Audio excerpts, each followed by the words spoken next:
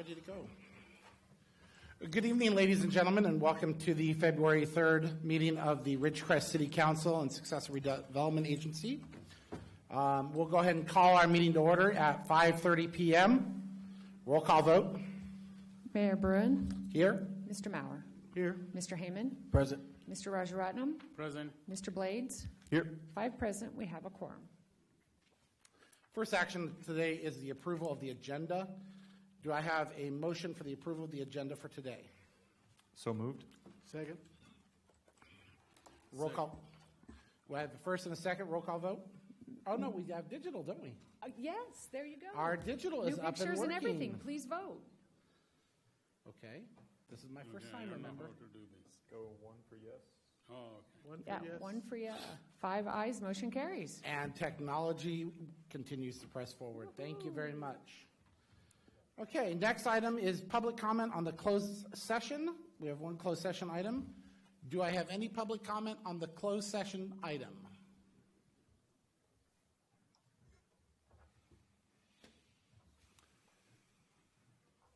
Hearing none, I will go ahead and close the public comment. We'll be now entering into closed session for conference with legal counsel, and we will return at 6 p.m.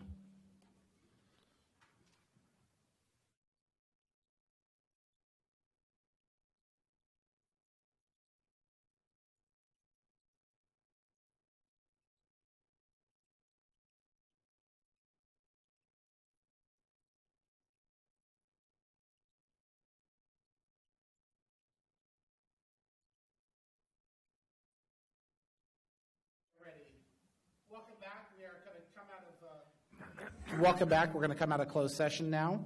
We'll begin our regular session with the Pledge of Allegiance. Can I ask everyone to please stand?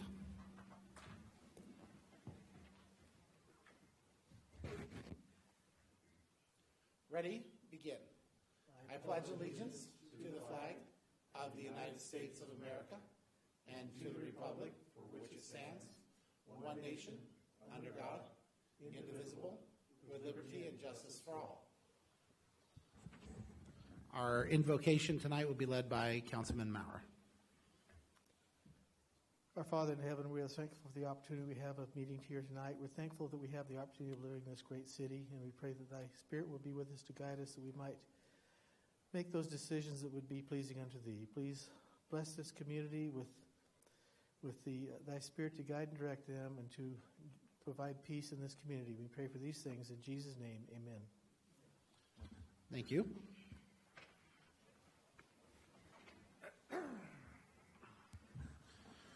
Okay, let's begin with our attorney report. Lloyd? Thank you, Honorable Mayor Bruin. City Council met in closed session this evening. One item identified on the agenda. Staff gave a report and no final action, no reportable final action by council was taken. Thank you, Mr. Mayor. Thank you, sir. So this evening we're going to begin with 2 presentations. The first presentation will be by Public Works Director, Mr. Lauer, and this is our 5-year paving plan. Mr. Lauer. Good evening, Mr. Mayor, members of council. Yep. And I think I just shut it off. Maybe? Try. There we go. So the 5-year paving plan was created by Gail Rao and Les Wood, and it's being presented by myself this evening. So the history, the city maintains 129 centerline miles of paved roadway. Since 2012, the city's used various funding methods, mostly Measure L, V, and TAB bonds to rehabilitate 50 centerline miles of city streets. Measure V is the single largest funding source available to maintain city streets. In 2012, Measure L was approved. 2016, Measure V was approved, and Measure V expires on 2024. Cities use various rehabilitation repair methods to accomplish this milestone: slurry, double slurry, chip seal, double chip seal, fog seal, cape seal. Cape seal is a slurry over a chip seal. Microsurfacing, mill and resurface, and total reconstruction. Now, what's the difference? Closer, huh? Okay. What's the difference between mill and resurface and total reconstruction? On Downs, what they did is they ground everything down and made it into the base, added cement. That'd be a total reconstruction. They put down a new base, and they paved over the top. So use of any of these methods is considered resurfacing a road. So when I became Public Works Director in 2018, I was charged by the city manager with developing a 5-year street resurfacing plan. In late spring of 2018, council decided to move forward with the purchase of a slurry machine, making this the first line of pavement rehabilitation, slurrying. It's taken nearly 2 years to gather enough data on the street division's slurry capability to be able to predict future capacity. 2019, Public Works added an engineer to do pavement asset management. This was Gail Rao. Using Gail's pavement management knowledge and Les's practical knowledge of 30-plus years with the streets, they worked together to create a 5-year plan that we're discussing tonight.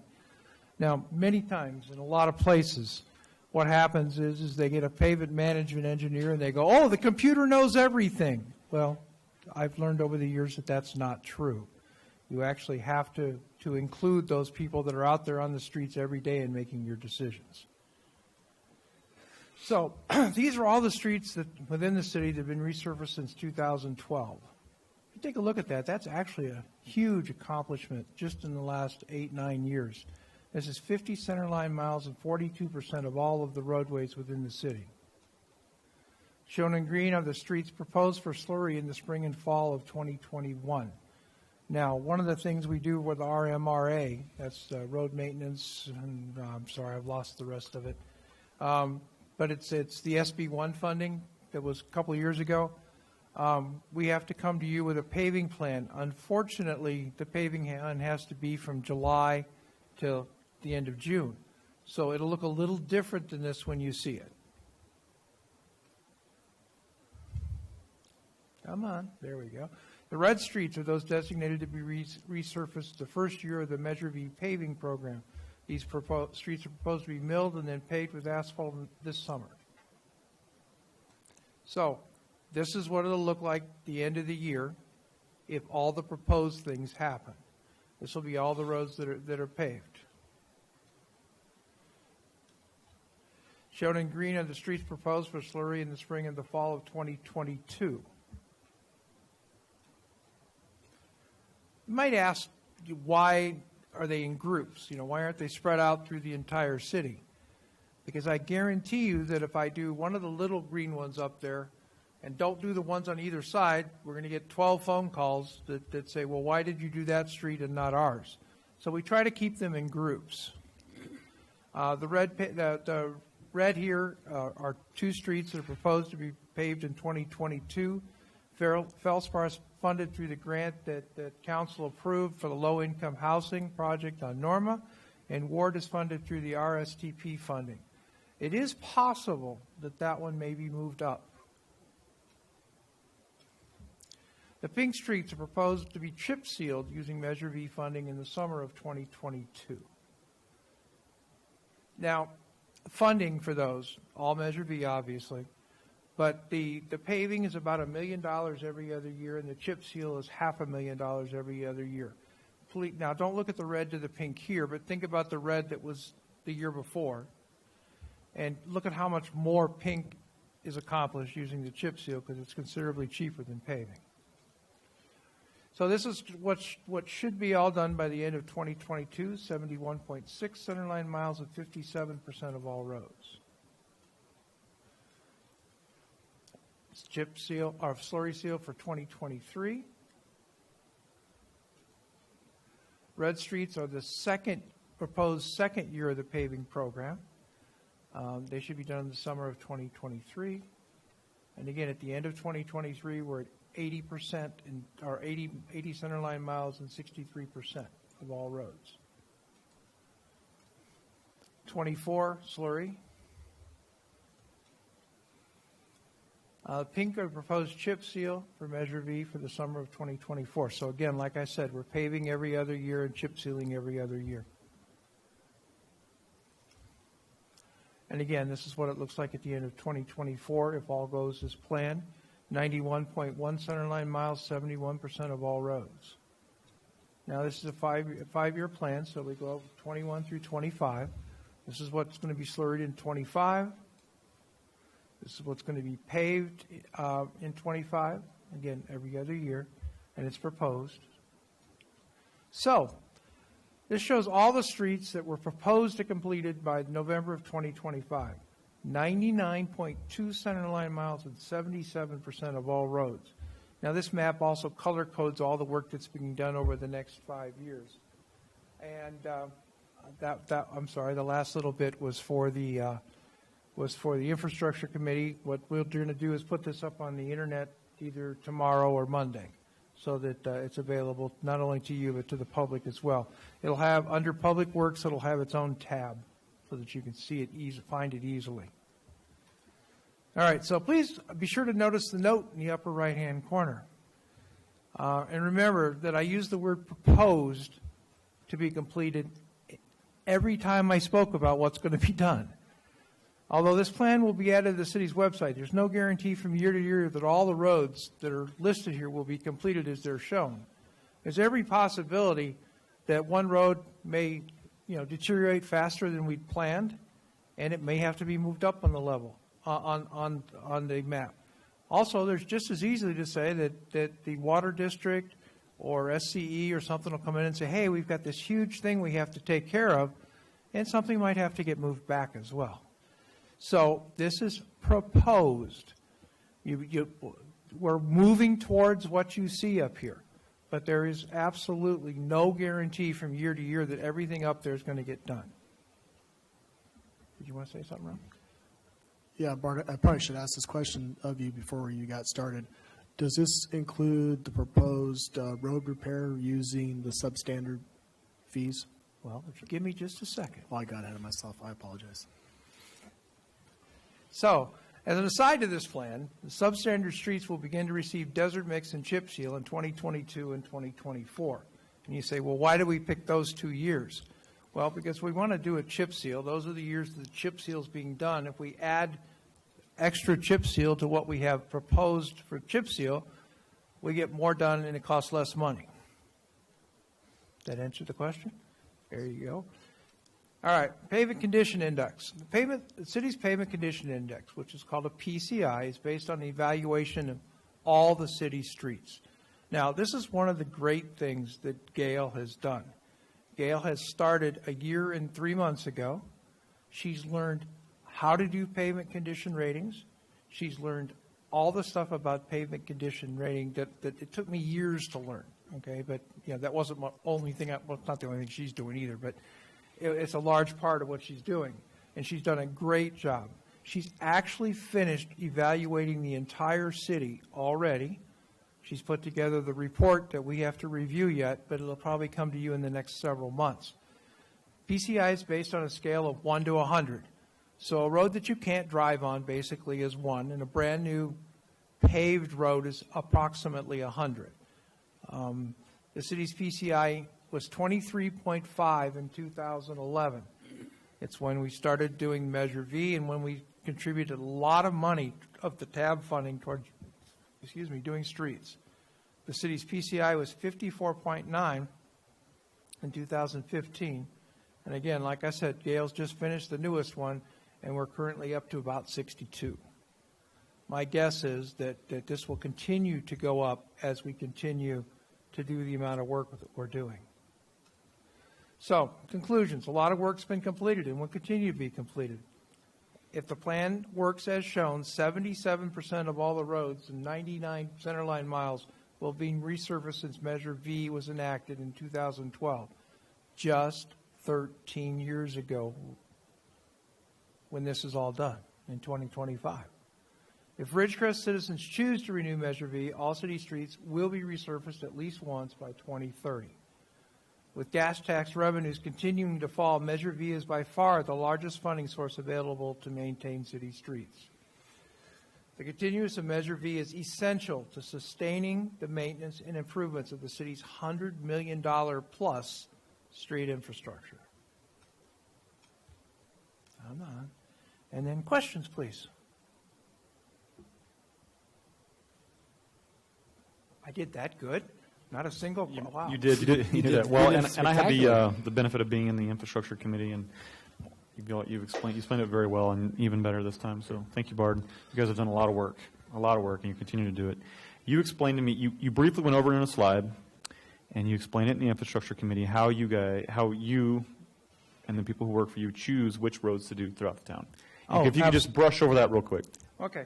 Well, maybe not real quick, but, we'll go over it. What happens is that when you have a pavement evaluated, in other words, Gail will go out, and Gail will look at a 100-foot section of a piece of road. Let's say Norma between China Lake and Bowman, okay? She'll probably look at 500 or 600-foot sections in that stretch of road. She'll look for things like rutting. She'll look for things like cracks. She'll look for things like where the road goes. Subsidence is another thing, but that's not what I was looking for. It's just where the road doesn't have a real flat running surface, all right? She looks for where the fines have come out of the pavement. There's words for a lot of these things that won't mean, but she looks for things like that. She takes all of that, puts it into a computer program, and it comes up with a PCI for that stretch of road. So if you're looking at the whole piece that I just said, and she has 5 sections that were evaluated, it'll take the average of those 5 sections, and that will be the one for that piece. And then it looks at all of those pieces throughout the city and comes up with a PCI for the entire roadway. Now, that's great, except for what I said earlier, that computers can't tell you everything. There are many places that I've worked in the past where the pavement management system was done by the engineers, and and then they use just that to determine what roads needed to be repaired. Every place I've worked to change that around, because you need to have the people that are out there day to day that know what the roads are like, that know that, okay, this road's deteriorating faster since the last time you looked at it.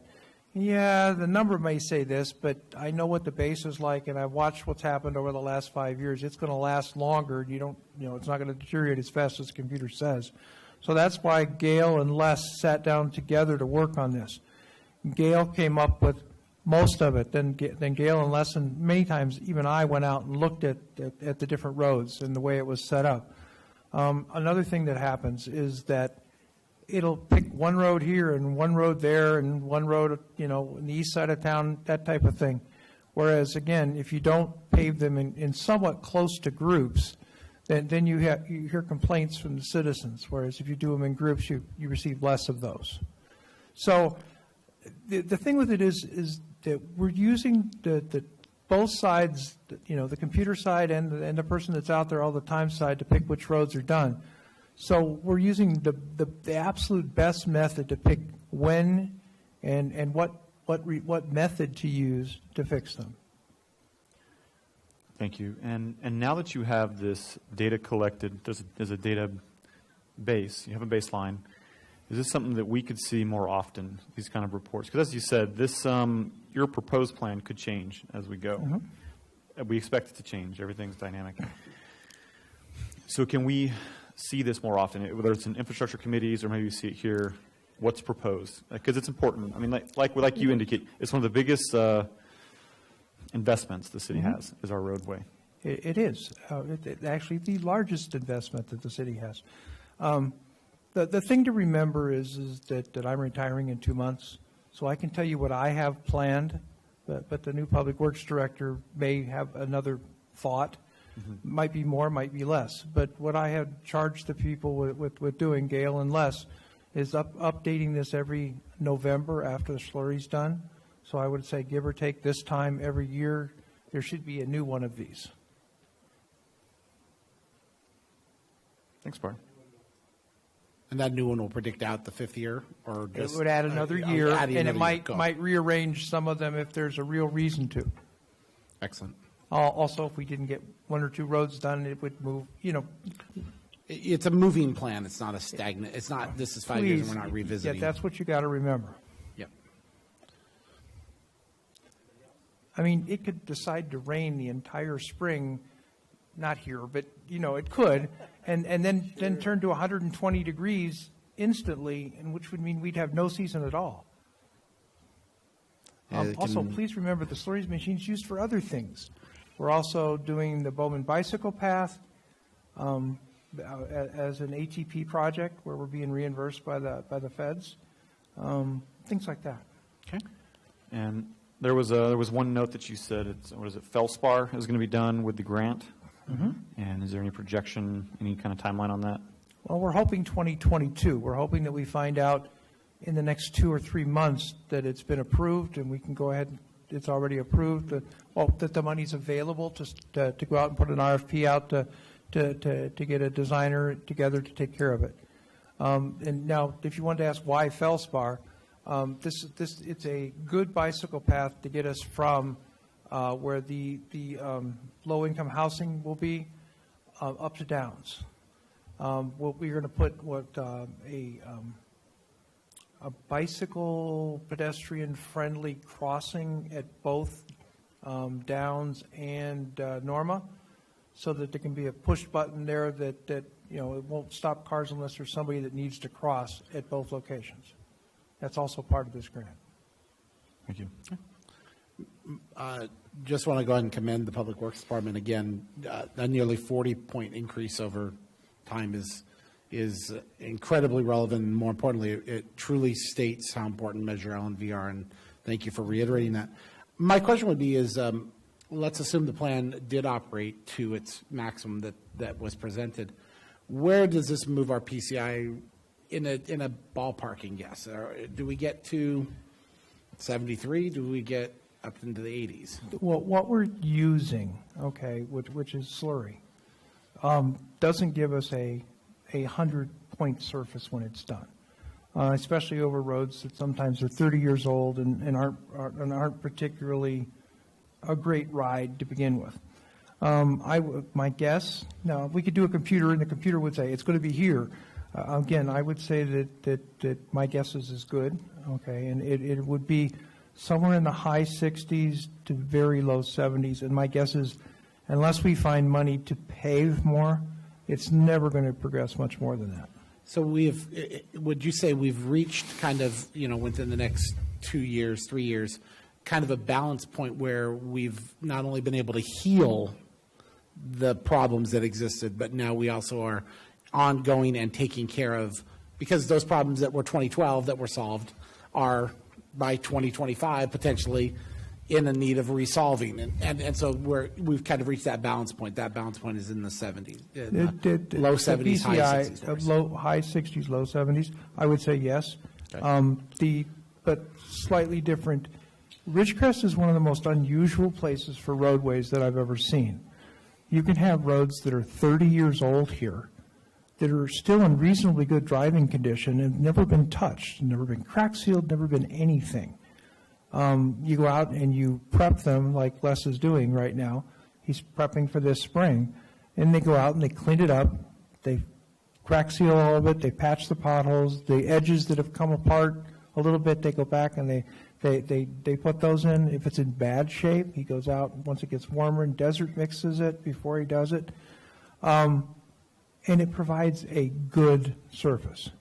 There was something in Facebook a while back that, they put black paint on it and it doesn't do anything. I want you to go look at the neighborhood across the street and the difference between what it looked like 2 years ago and what it looks like now. It is really it's not a perfect ride. It's not a brand new set of asphalt, but it would have cost 25 times as much to do it if we were repaving as if we're slurrying. The council did a great job. By the way, I wasn't for it because where I'm from, slurry is done on good roads, and there weren't enough good roads here. I was wrong, absolutely wrong, and this is working out very well. I commend you for being the man willing to say that, because that's so often that people don't want to admit but it appears it was great, and it's making huge progress in our pavement plan, and I can't tell you, I still remember being here in 11 when I was being talked about and all of the issues with the roads. To see it go from 23 to 62 is a huge gain that maybe public perceptions aren't there. Is there any other council comments? I do. I know I have phone call. That's why I was asking. I got one more quick one when you're done. Okay, no problem, sir. Okay, just real quick. So if people have issues with roads, complaints, comments, concerns, where do they send those to? They go to the website, and there's a number there to call. If you're talking about a pothole, okay, potholes are, if it's early enough in the day, quite often it's the same day. It's certainly the same week for sure. Somebody comes up and says, well, my road's in terrible shape and it needs to be repaved. Well, that takes longer, but that doesn't mean that we don't go out and do what we can on a road that we hear about like that. You have an excellent crew. We do, absolutely. Okay, thank you, sir. And so we have one, and no other council comments. We have one public comment. Can I go ahead and get the caller? Sir, so we have one, and no other public. Caller, say your name. Hi, this is Jessica Wesson from the Daily Independent. Can you hear me? We can hear you, Jess. Go ahead. Okay, I got a quick question for Mr. Lauer. Okay, you mentioned that it took a while to figure out what the effect of the slurry machine was going to be on the rate of paving. And did you have some data on that, like whether this is a more or less efficient way of getting the paving done, both in terms of the amount done as well as the financial impact? Because I don't know if you said that or if I missed it or what, but anyway, anything you could say on that would be helpful. Thank you. Yes, we are certainly know how much we're getting done. My problem is I can't remember it off the top of my head. I'm getting old. But I want to say it's 780,000 square feet per season. And if that's wrong, I'll get you the right number. Okay. I have not gotten to the point yet, and Kyle charged me to do it, and I didn't get it done, to tell you what's it costing per square foot. We actually have the numbers at this point in time, but I don't know that we've put them all together at this point in time. We have it for the last 4 seasons, and that would have given us a nice average. But again, like I said, I got the numbers, but I haven't done it yet. Do you have some idea of how the process using the slurry machine compares to the process that was done prior? Well, a lot of the work that we done prior was slurry. We had a contractor come in and do it, and I can guarantee you it's cheaper than that. But okay. If you want an actual number, I'm afraid you're going to have to wait a little bit. Yeah, can I contact? Yeah, I'm just curious if that purchase is in fact saving the city money. Oh, I can guarantee you it's saving us money. Okay. Yeah, can I touch base with you on that later? You may. Okay. You know how to get hold of me. I have another caller. I'll do it after. Okay, and we have, I believe we have another caller. Caller, state your name. Yes, my name's Mike Neal. I'd like to make 2 observations and just make sure that certain persons get the credit for getting us bumped up in our paving situation in Ridgecrest. The big one, it actually was a number of years back, was Ridgecrest Boulevard. And even though Mr. Morgan took a lot of flack for stuff that went on with that was to his credit that he went and fought for all the grant money and so forth to get that done. And I'm sure that was a huge bump up in our overall PCI. And the next one, of course, we've just been talking about, the slurry seal. That was basically initiated and pushed very hard for, tenaciously for, by Mrs. Stevens, along with Mr. Maurer, pretty much kind of went along with that.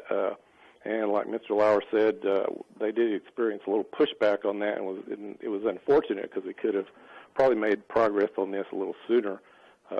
My comment on what's been said today is, number one, of course, everybody in town is going to clap and applaud and congratulate the Public Works Department for making the progress that they've made, and it'll be fully appreciated. What I've seen in past slurry treatments is that it looks like a lot of this is likely not going to last very well past about much over 7 years, and not getting up to beyond 77% in that 7-year time is going to present us with kind of a fallback on keeping up with the cycle it looks like we need. So hope these guys will continue to be actually more aggressive and try the best they can and find other alternatives to get us up to 100% of the streets treated and taken care of in the 7-year time frame, so they can kind of restart the cycle all over again. And there are ways to do that. They can always go out and lease a slurry machine. They'd have to find some temp labor to do that, but I don't think it's super difficult to train them for that. And if they got a little more aggressive, then we wouldn't end up having streets that are basically kind of falling apart and won't be gotten around to for another 2 or 3 or 4 years. So thank you, Mr. Lauer, for what you've gotten done, and Les and all the streets crew. We appreciate that, and let's continue the good work. Thank you, sir. No other public comments, no other calls? Mr. Raymond, I believe you had a comment? Well, I just had a quick comment. Has COVID created any issues with the supply of the products that you require for the slurry? It doesn't seem to have yet. We've got the bids out for the oil for this coming year. We bid the oil every year. The sand's coming out of a local area, and we're just getting bids in right now for the aluminum sulfate that we use. So we get the cement around town. So no, we should be fine. So I got one more thing. And we touched on this. Sorry, Mike. I know you get tired of hearing from me.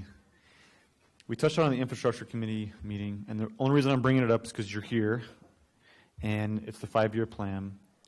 5 minutes? No, we're talking about the 5-year plan. I don't know. I'm always going to take more of your time than that, Bard. Is there going to be, and I think you said there would be, a traffic study on what's impact the city roads? Now, some of it's covered by the state because it's a state highway, but you got County Line Road. How our streets could be impacted by the increased traffic from the labor workforce camp? Yes. Actually, to be perfectly honest, there was one before when the man camps were on either side of town. They are redoing the traffic study at this point in time to look strictly at having the man camp on the east side of town and where it has to go over to Jack Rance Road, the entrance there, the gate there. And it's being completed right now. Not completed now. It's being worked on now. Thank you. Okay, thank you, Mr. Lauer. Thank you thank you to Mr. Lauer, and thank you to your team. Appreciate the time.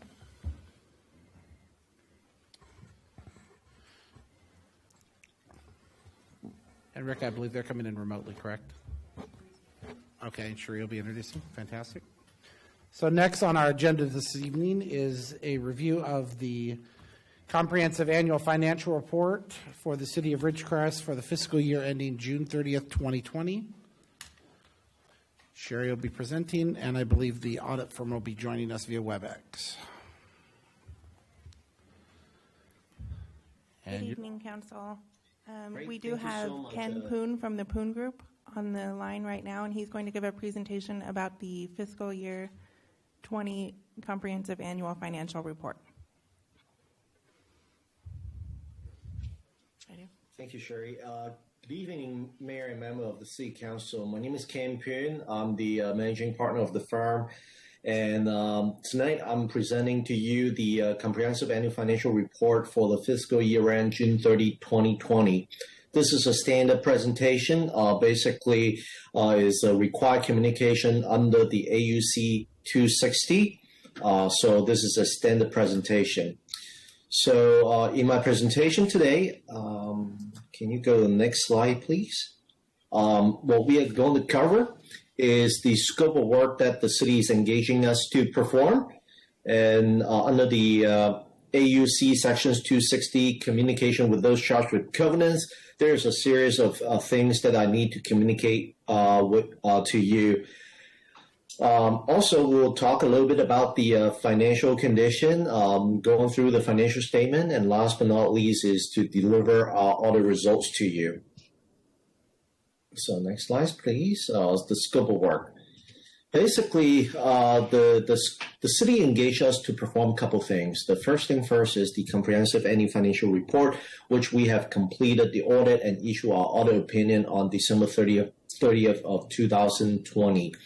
So the comprehensive annual financial report included 3 different sections. The first section is the introductory sections. The second section is the financial section, and the third section is the statistical section. Both the introductory section and the statistical sections are unaudited, but however, they provide a lot of great information, including in the introductory sections is the transmittal letter, and then also the statistical sections, including the 10 years information on financial revenue, debt information, and economic and demographic information, and last but not least is the operating information. And our responsibility is really looking into the financial sections. So this slide is actually showing you the responsibility in accordance with the professional standard. So you are engaging us to perform the audit, so that's why we are here to express our opinion on the financial statement, in making sure that these financial statements are present fairly in all material respect in accordance with generally accepted accounting principle. Our responsibility is to plan and perform the audit to obtain reasonable assurance, not absolute assurance about the financial statement are free from material misstatement, whether due from fraud or errors. And last but not least, we consider the internal control over financial reporting. However, such consideration is only for the purpose of determining our audit procedures and not to provide any assurance concerning such internal control. The required communication under 260. So next slide, please. So since we are assisting the city in preparing the financial statement, we go through all the safeguard and then evaluate the city's capability of taking responsibility of the financial statement. So we are happy to say that we comply with all relevant ethical requirements regarding independence. As you know, the city is required to adopt sound accounting policy. The city disclosed all the significant accounting policy in summary in Note 1 to the financial statement. As you're aware, due to COVID-19, GASB also did issue GASB Statement Number 95 to provide some relief in financial reporting responsibility at the city level to postpone some of the implementation effective date. So therefore, there's no new accounting principle adopted during the current fiscal year. As you're aware, GAAP requires us to include estimate in the financial statement. There are certain couple estimate are included, including the fair value on investment, depreciation on capital asset, claims liability, net pension liability, and net OPEB liabilities. So next slide, please. And talking about the sensitive disclosure, there are a series of it, and would like to point it out. Note 10 and Note 11 probably is the most sensitive disclosure because there's a lot of information about the city's pension plans and then also the post-employment healthcare benefit plan in Note 10 and Note 11. And then because of the COVID, we do add additional disclosure in Note 14 and Note 15. Next slide, please. So also we are happy to say that there's no uncorrected misstatement reported, and all the adjustment that we have made to make sure that the financial statement are fairly present, it's included in the it's already reported. Also, once in a while, the city may seek a second opinion with another accountant or CPA on accounting matters or auditing matters, and based on information provided by management, and then also to our best of our knowledge, there's no such consultation. We encounter no significant difficulties in dealing with management, and also we did not have any disagreement with management in terms of accounting treatment nor audit procedures performed. Next slide, please. So giving the overview of the financial statement, so the city ended with a total net position of $2 million, close to $103 million. So of which $71 million is net investment in capital assets, $7 million is restricted by third party on enabling legislation, and then also $24.7 million as unrestricted number. Next slide, please. So let's take a look at the income statement. So total expenses for the fiscal year between both governmental activities and business type activities, about like $21.8 million, which include, and then also the revenue, we basically break it up between program revenue and general revenue. So the program revenue, which include the charges for service that you can charge the user for a free fee, or it can be subsidized by grants and contributions. So for the fiscal year end June 30, 2020, total $10.3 million recorded as program revenue, and then also additional resulting a net cost of service of $11.5 million.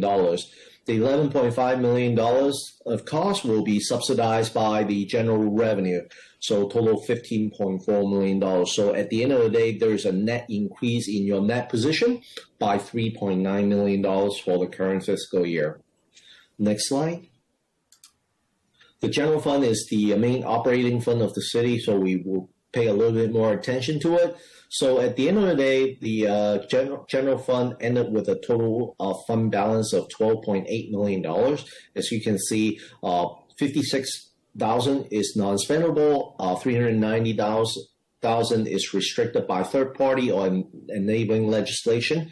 And then also the city did assign the fund balance for Measure L of almost like close to $4 million, resulting in an unassigned fund balance of $8.3 million. When you look at the available fund balance, which is the unassigned fund balance, which is the $8.3 million, compared to the total annual expenditure is $10 million, the reserve ratio it's about like 78%, so which is a really, really healthy ratio as of June 30, 2020. Next slide, please. So as you're aware, both pension and OPEB are estimated on the financial statement. So the GASB also did require to have a sensitivity disclosure to be reported in the financial statement, in the footnote of the financial statement. However, the discount rate, the current discount rate liability, is reported on the face of the financial statement. So at the end of June 30, 2020, the city reported $88,000 of net pension liability. Given the fact that this is the first year that the $19.3 million was reflected in this valuation that was being done like since last year. The funding ratio currently for miscellaneous plan and the safety plan is 99.99% and 99.74%. Okay, next slide, please. And then the OPEB liability basically is the city's part of the PIMCA plan. So at the end of the day, using the current discount rate of 7%, the total liability report on the face of the financial statement is $783,000. If the discount rate dropped by 1%, the liability can go up to $1 million, and vice versa. If the discount rate increased by 1%, the liability can decrease to $595,000. And current funding ratio of the OPEB plan is 59%. Next slide. Audit results. So we are happy to issue a modified opinions on the financial statement, which state that the financial statement are fairly presented in all material respects. Significant accounting policy have been consistently applied. Estimates are reasonable, and the disclosure are properly reflected in these financial statements. Happy to say that we did not have any internal control related matters that needs to be reported under the current conditions. So that's conclude my presentation for tonight, and I'm happy to answer any questions that you may have. First, thank you, sir. Thank you for your presentation and for all the information. I'm going to let Sherry, is there anything you would like to add before we take questions? And then council? No questions. I know. No questions? We're going to go through this really quickly because I actually don't have any questions either, largely because I'm still learning to read your financial statements versus how I would read mine. But they do seem very clear and provided in a very clean way, and everything looks fantastic. So with that, I'm going to say there are no questions. All right. Thank you. Wait, Sherry, I got to do public. There's no questions from council. Are there any questions from the public? Okay, we have one caller. Caller, state your name. Hi, this is Jessica Weston again. I wanted to know if there was any indication at this point how the pandemic has affected city finances, or if it's too soon to say. Well, as of this point, based on the as of December 2020, there is not much of an impact as of this point. And then also in our footnote disclosure, we also disclose some type of uncertainty given the fact of the pandemic. And then also the city also did have an allocation from the state Coronavirus Relief Act fund allocated to the city. Is also included in the footnote to a financial statement. Since we have not been auditing since for the period from July 1st to for this fiscal year, I'll leave that to Sherry to answer that questions. We have been monitoring. Okay, thank you. We have been monitoring our sales tax and Measure V and TOT and property tax very closely. We talk about it at every finance committee meeting. So it's something we're watching. We haven't seen too much of a hit yet, but it still remains to be seen the final end of it all. Okay, am I still there? Can you hear me still? We can hear you well. Yes, we can. Okay, yes. So follow up for Mr. Poon.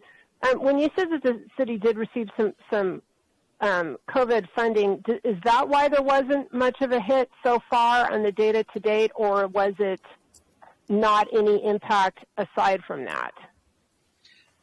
As of this point, because the state allocation has not been reflected in the 2020 financial statement, the revenue has not been adjusting and reflected. So that's why there's based on the audit result and the financial position that was shown for the fiscal year end June 30, 2020, there's really not much of an impact as of this point. We have not seen a significant decrease in sales tax or any other tax as of this point. So basically, there's really not much of an impact due to COVID-19 for 2020.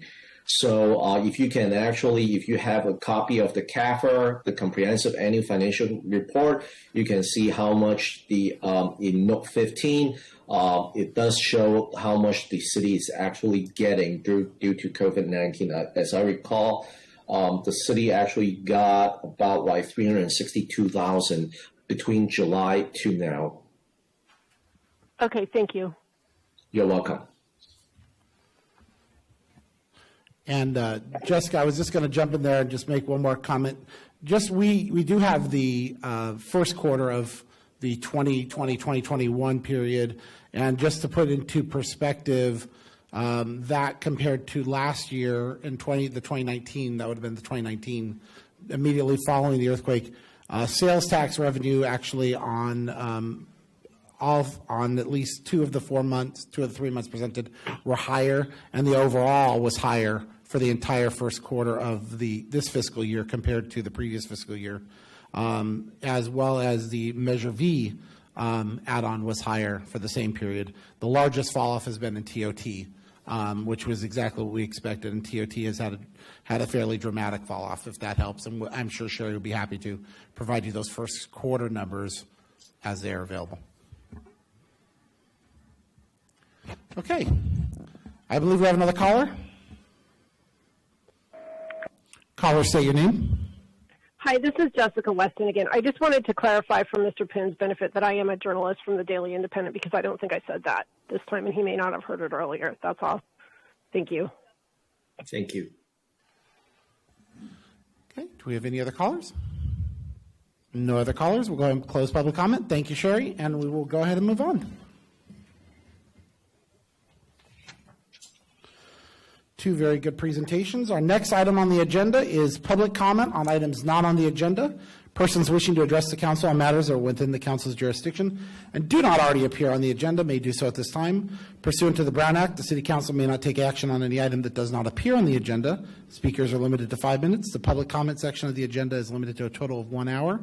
Each speaker is asked to provide his or her name. Do we have any public comment?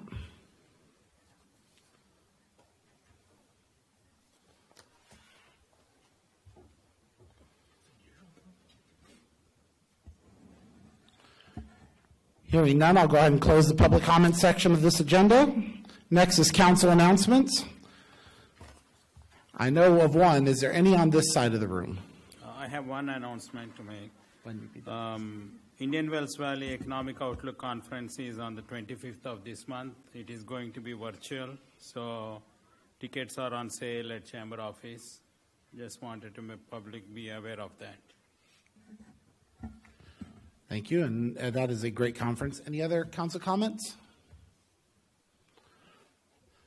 Nope. Okay. Mr. Bauer. Yes, thank you, Mayor. I've lived in the community for about 47 years. I've been very involved in the community throughout that period of time. I've raised my family here. I've served on the city council for a total of 14 years at this point. I've made many friends serving on the council. I've lost a few because of some of the votes I've made, but I've made a lot of friends, and I appreciate that. My wife and I have now sold our business, and we've closed out our construction company after finally finishing our subdivision, and we are ready to start a new adventure. We will be moving to a home we bought in Iowa about 13 years ago. Unfortunately, we're moving there this next week, and it's 5 degrees and snowing there. So it's with mixed emotions that I need to announce my resignation from the Ridgecrest City Council effective February 7th.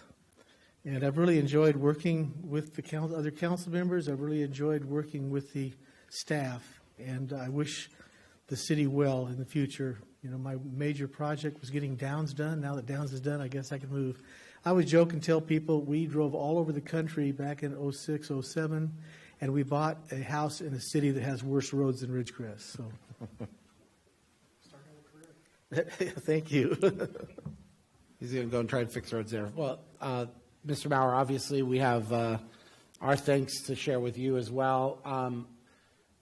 I want to go ahead and say that we have a plan, but we're going to go ahead and discuss that when we reach future agenda items following the business of the city, and we'll discuss the plan for your announcement. Thank you, sir.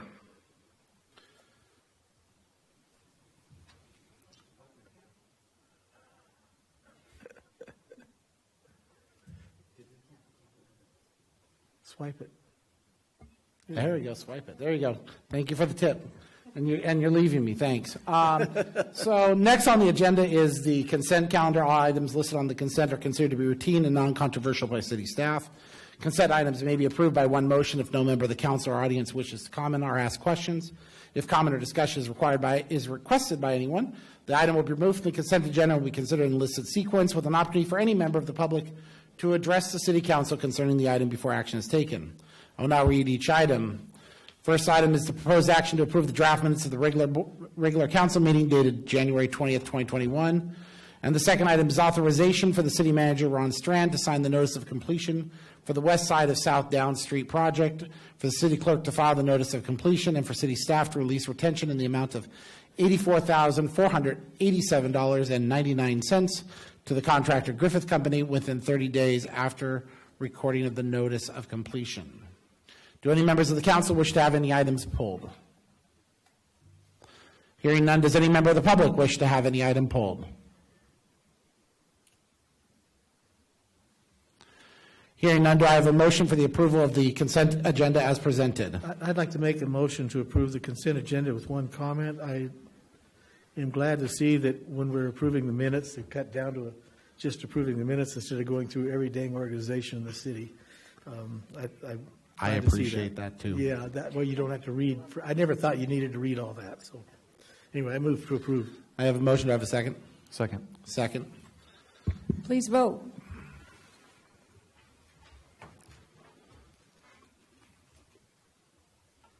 Five ayes, motion carries. Fantastic. Next item on the agenda is the discussion and action items.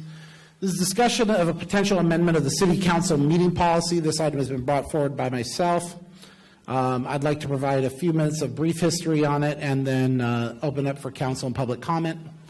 I was very lucky to have the opportunity provided by the city to attend the new mayors and councilmen's conference through the Cal Cities, or the League of California Cities. It was virtual, so that was a challenge, but I certainly hope to attend the conference in the future in terms of getting to know. Apologize, I don't know what that was. We're going to blame Lloyd. Okay, so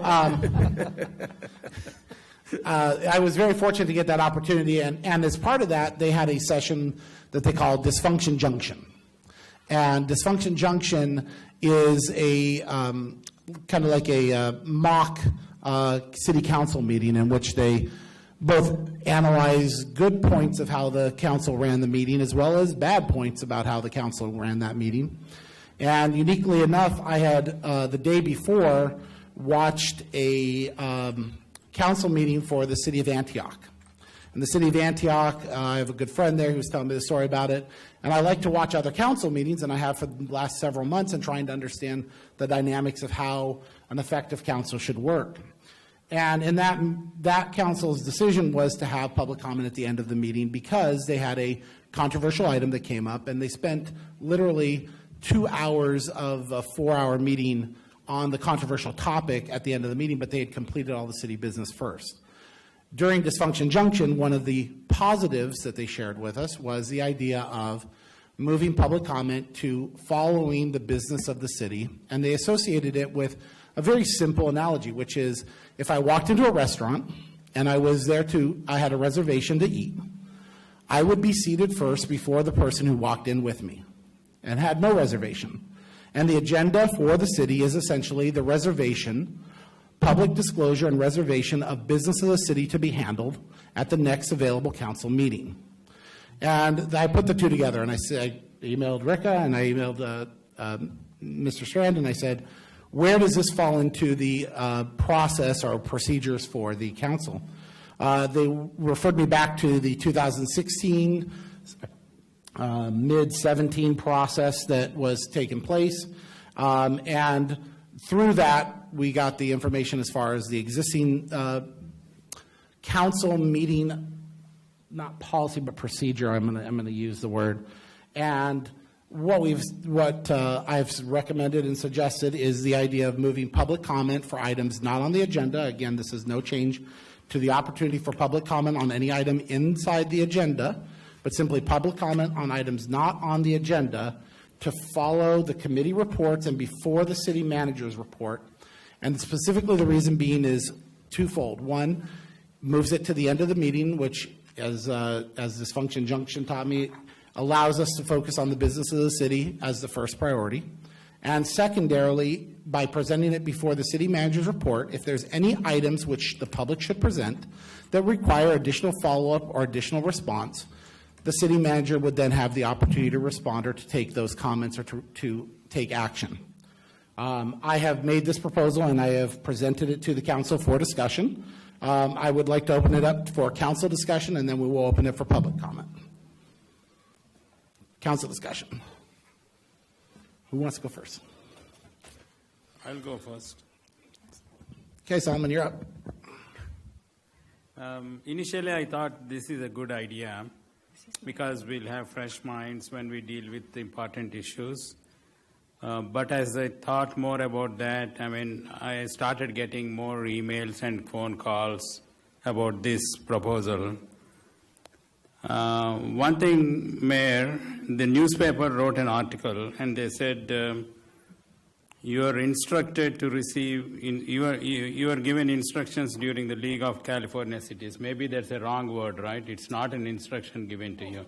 Okay. It was not an instruction. It was just something that was recommended in the training. Okay. So if we move it to the end, in the sense, like, are we going to set a set time, like by 8 o'clock we'll have a public comment, or is it going to be an indefinite one you are proposing?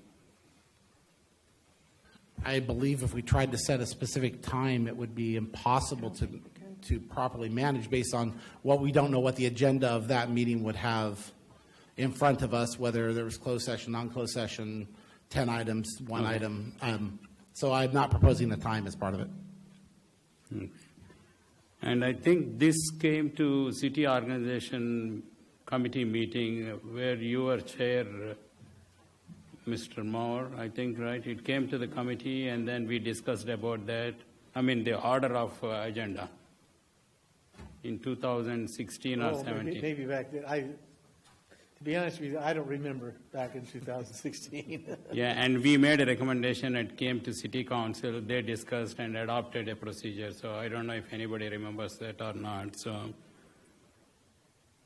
It was presented at the December 2016 meeting. Was the first presentation by Lloyd of a policy that was requested by former council member Sanders.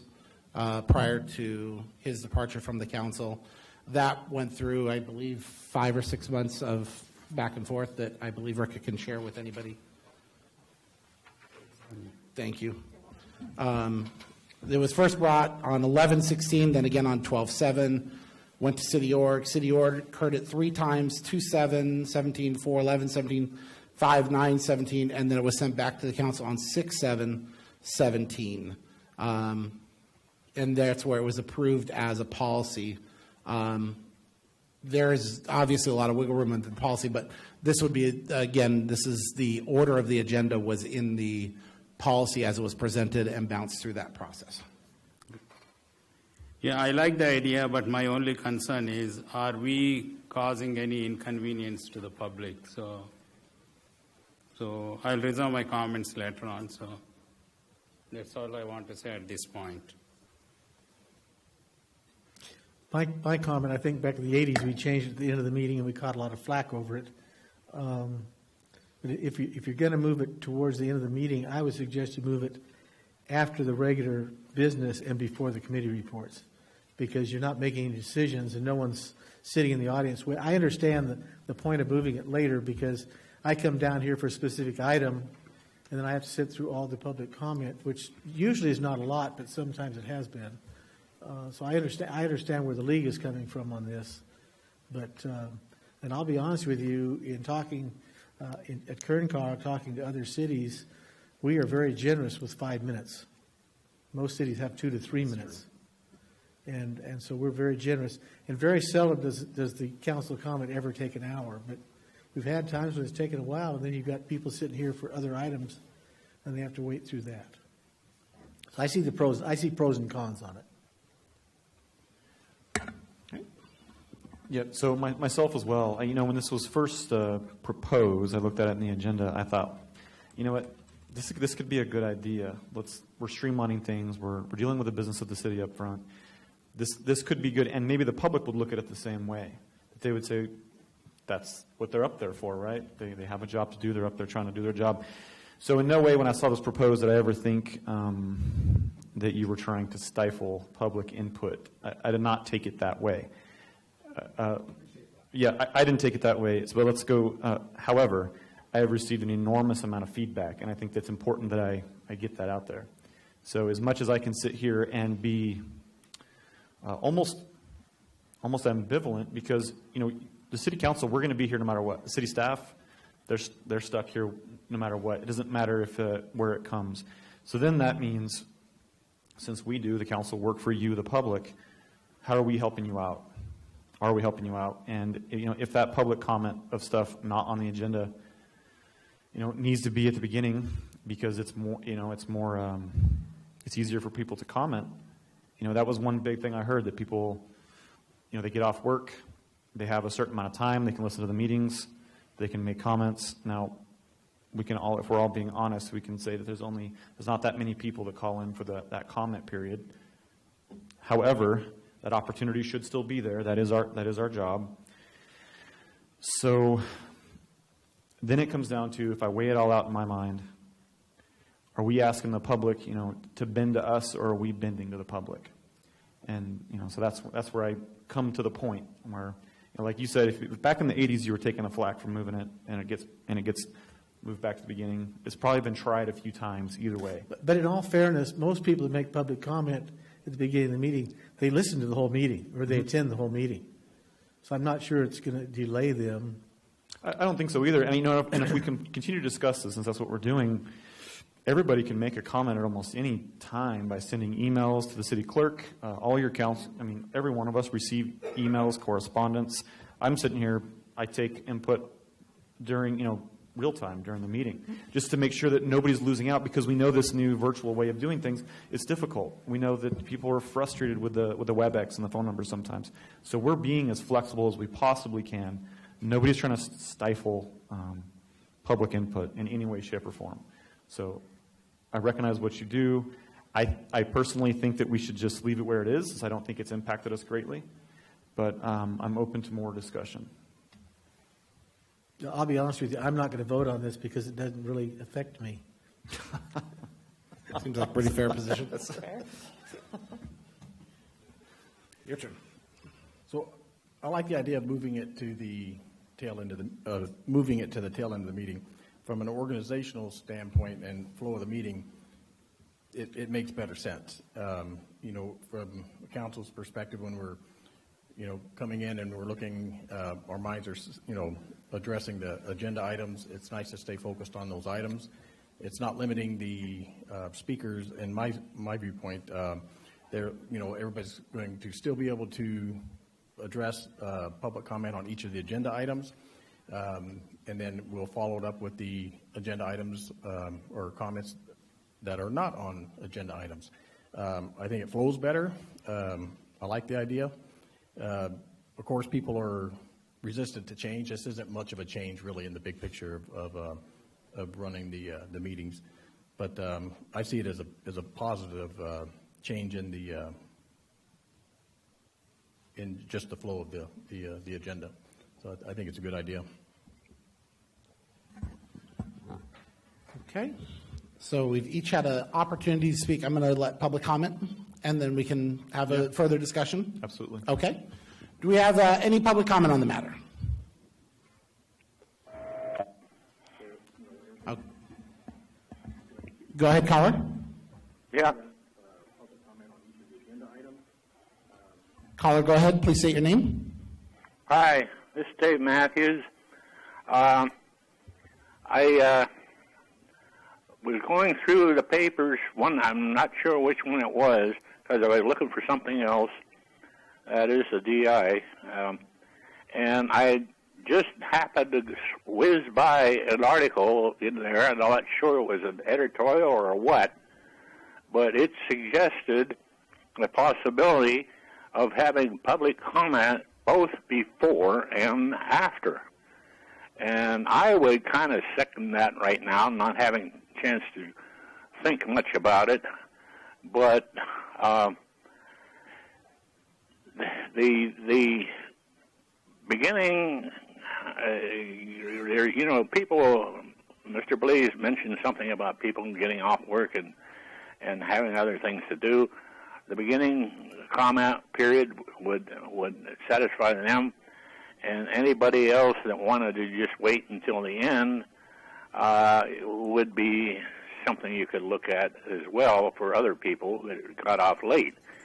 So I think that before and after thought is worth considering. If you wanted to limit the total public comment time to still 1 hour, then you could split it half an hour at the beginning and half an hour at the end. And that's about it on that. But I just wanted to say, Mr. Maurer, you caught me by surprise. I didn't even have time to file my papers yet. So bye. Thank you, sir. Mr. Blaze mentioned something about people. Do we have any other public comment? Caller, go ahead. Say your name. Yes, my name is Mike Neal, and I'd like to respond to some of the statements that have been made, just in general, kind of touching on the philosophy behind this. When you look at the main items on the agenda as this is the real business of the city council, I think you're looking at it all wrong. Your real business is to accomplish the people's wishes as representatives of the people of this city. Now, I can tell you for a fact, I've been here long enough, I've seen it both ways. I've seen it when public comment was at the very front end of the meeting, even before presentations, and I've seen it when all of a sudden they decided to move to the back end. And I can tell you for a fact from being there that there were people who would come when it was in the front part of the meeting and they would comment, and that they wanted to make their statements to the council, and they wanted to make them face-to-face. They didn't want to make them by email or letter or something like that. You know, it's really hard to even get you guys on the phone during the week. And they said their say and they left. If they had to wait till the end of the meeting, that was not going to happen. And it was moved from the back of the meeting to the front of the meeting for the benefit of the alds who came to every meeting when they were around, but they got to where they couldn't last through these 3 and 4 hour meetings, and it was a problem. And to the benefit of the council at that time, they said, okay, we're going to solve this problem for the people. We're going to put it in the front of the meeting. So as far as moving it, you know, you guys that agree with this idea, I'm sorry, but what you're basically presenting.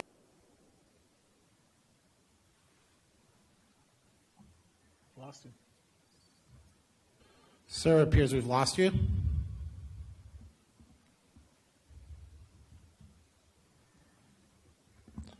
Okay.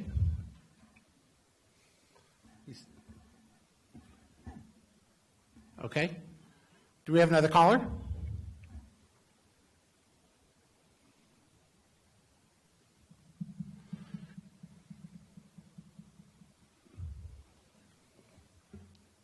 Do I have somebody on there? I can't tell.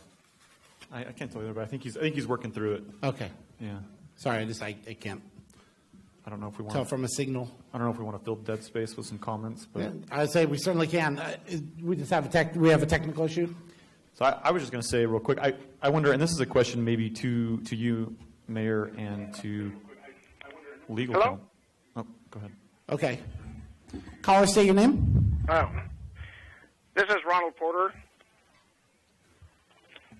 Okay, go ahead, sir. Okay, I can't hear the other side, so it's really hard. We went through this whole process several years ago. It was at the end, and then they moved it to the front and split it. But this is a representative form of government. Everyone I talked to loved it when it went back to the first of the meeting because there's a lot of public announcements. They wanted to advise council of certain things, and they wanted to advise the public of certain things. But you missed one of the most important points about public comment periods. One is the people know what time it is. They can come in, have their comments, go home, and do the rest of their business, like I used to do, and sit and watch the meeting online. And it's really important that they have this time. If they go down there and just have a public comment, they're not going to sit around. It's going to discourage free speech, and it's also going to discourage their ability to put their problems out so the rest of the community hears it. Public comment, I mean, anyone can contact you through email. Public comment is about informing the council and the public of people's concerns. Part of a representative government is to hear it all, so we can hear it too. So we went through this thing many, many times, and last time they moved it back to the front, and it's worked well ever since. To put it at the end, sometimes you'll be there till 11 o'clock. Some of us can't hang around that long. This is just a very bad idea, and it's not serving the public. It's stymieing free speech, and it's stymieing communications between the people, and it's stymieing their ability to speak to you in public. I just can't find any reason whatsoever to do this, and we went through all this about 5-6 years ago. First they moved half, 30 minutes before and 30 minutes at end, but no one knows when that public comment period is going to be on your proposal. This way everyone knows it's at 6 o'clock. It's performing probably the most important part of any republic is the people's business and giving them the opportunity to communicate with you and communicate with their fellow citizens. To change this now is just stymieing free speech and stymieing our republic form of government. I just can't understand why you would want to change it and do that. I mean, as council members, I think the most thing you would want to do is encourage the most opportune method to hear from the people. It doesn't interfere with the business. It doesn't change any business at council. Council rarely comments on it anyway. You hear public announcement from some people. They're telling what's happening in the community. It's just great benefit for the community. It's great benefit for the council. And what you're doing is going to discourage all of that. You're there as our representatives. It's not for your convenience that we do this. It's for the convenience of the public. And if you want to discourage it, that's very, very dissatisfying to me, and I think the public as well. Any questions? No questions.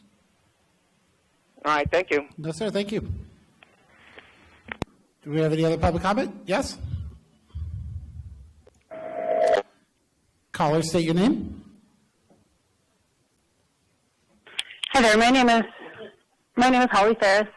I just wanted to voice from the other side a little bit. I don't honestly have a problem if it's at the beginning or the end. I don't feel like having it at the end is stifling free speech or anything like that. But I also wanted to touch, I think it was Dr. Heyman that brought up the shorter period of time. I think you might encourage more comment with shorter comments coming from those that do call in.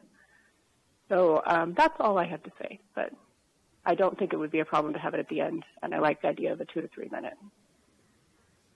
That's all. Thank you very much, ma'am. Do we have any other callers? Yes. Caller, state your name. Hello, this is Tom Wicknick. Please go ahead, caller.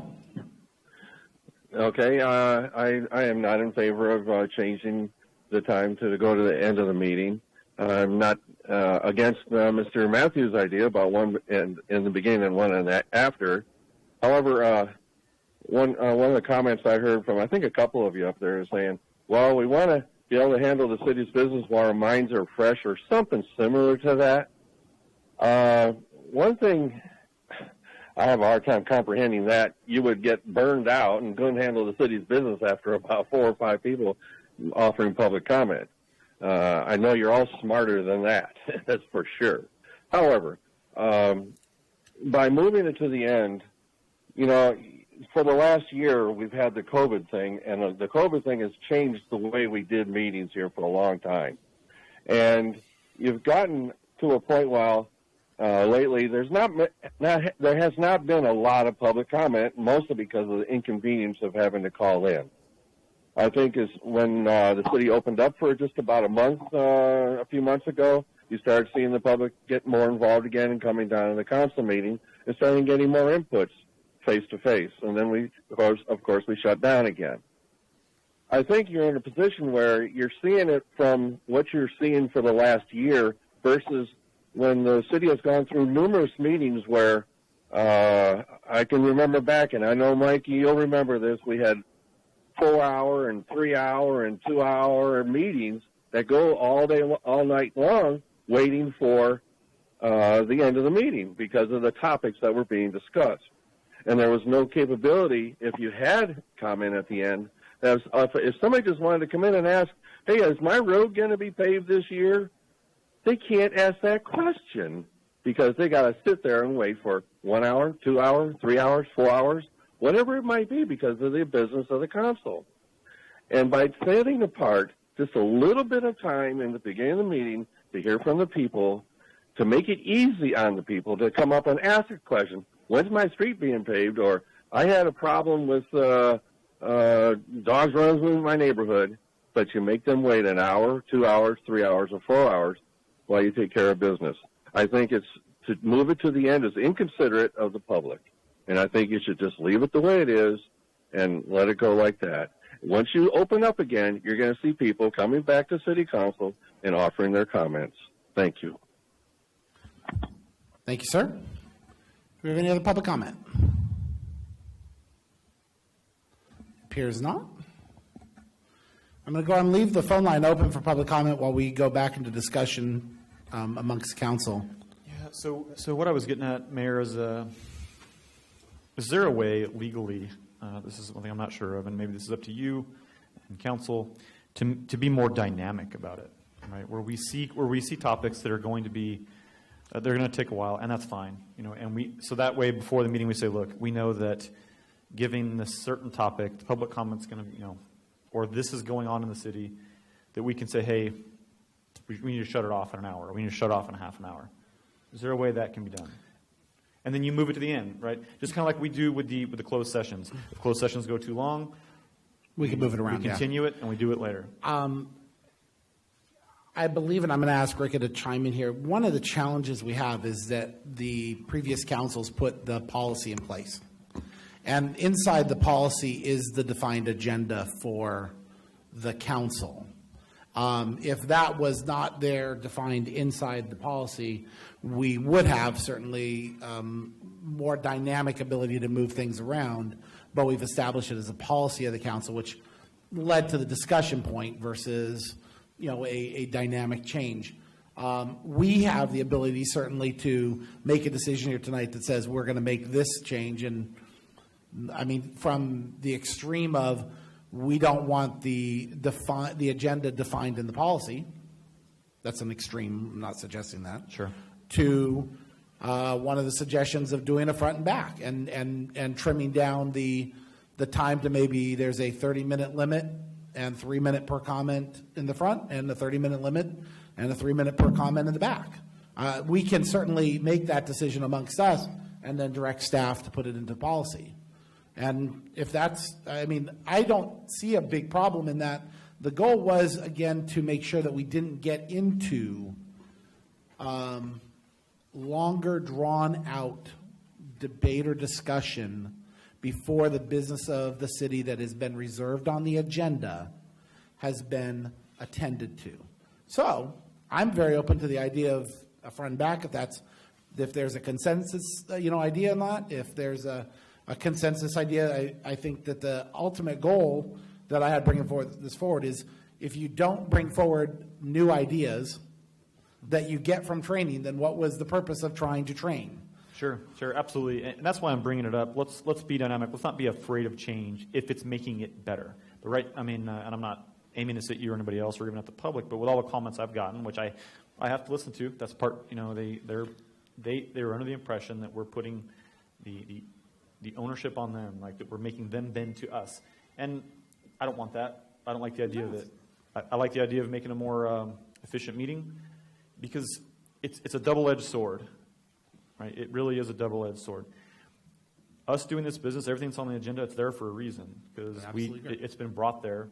We're trying to get things done for the city.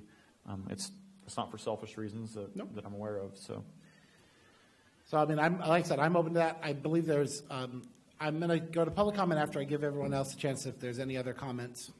Well, I just wanted to make a comment. I'm not sure I was a little confused on the shorter comment aspect of one of the callers with what I had said, so I just want to make it clear. By no means was I don't believe I said, but I was by no means trying to incur that there was a shortening of any message being presented. That really wasn't your comment. I made a comment that at Kerncog, the other cities are amazed that we go 5 minutes.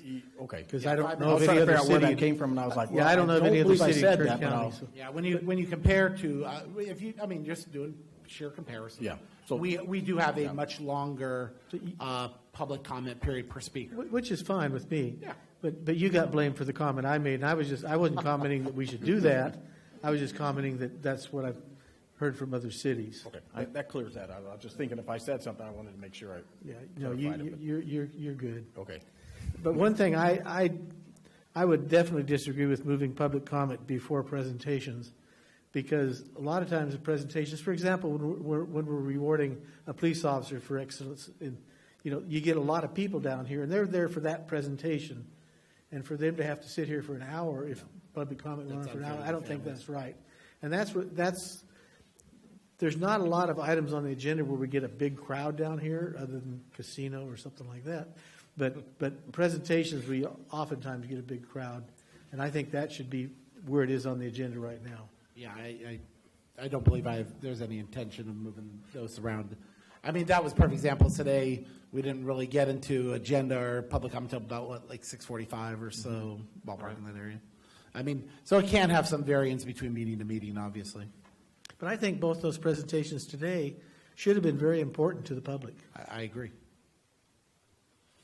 When's my road going to be fixed, and how's the city doing financially? I think those are two very pertinent discussions. I'm in favor of just leaving it the way it is. If you cut it and put one at the beginning, one at the end, but cut it to 3 minutes, then people are going to say you're stifling free speech. And I think you should just leave it the way it is. Okay.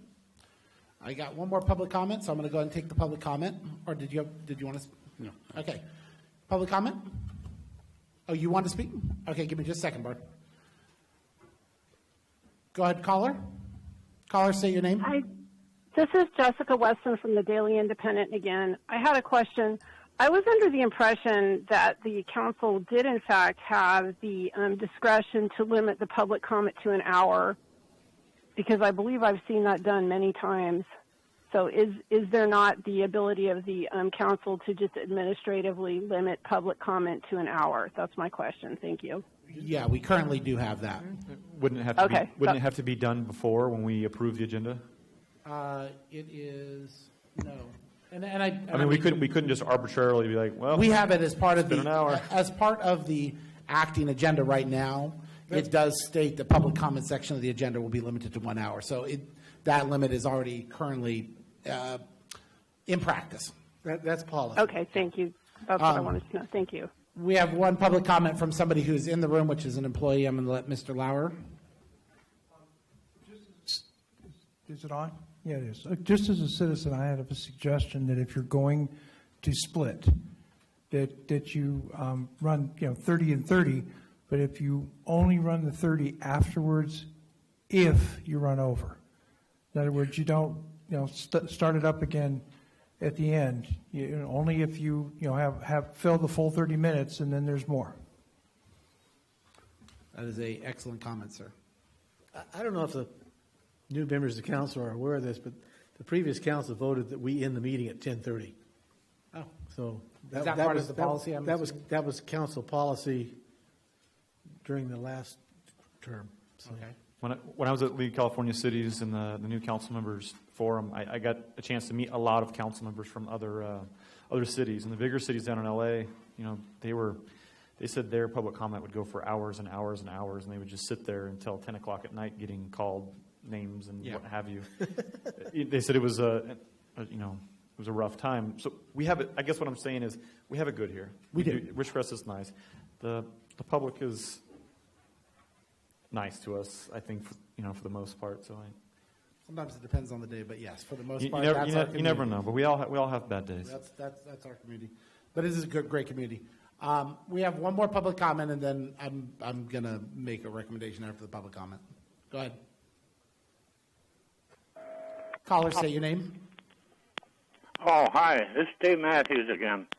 I think I heard you, Mayor, mention that you did part of the decision-making at that mock meeting or whatever was that you didn't want to get into a big debate before you got to the city's business. Well, you can't, because public comment is for items not on the agenda, and that limit, and also it limits that there doesn't have to be a response from the council in any way.